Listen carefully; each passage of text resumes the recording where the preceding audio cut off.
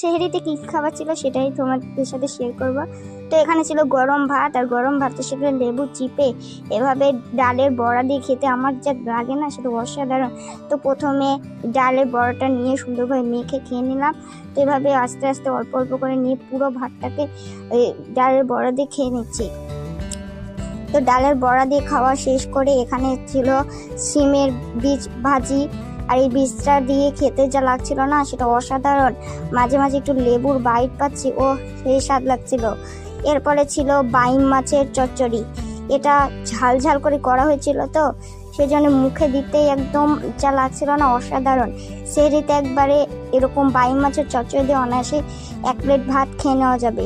তো এরপরে ছিল আমাদের বাসায় রান্না করা দেশি মুরগির মাংস আলু দিয়ে ঝোল।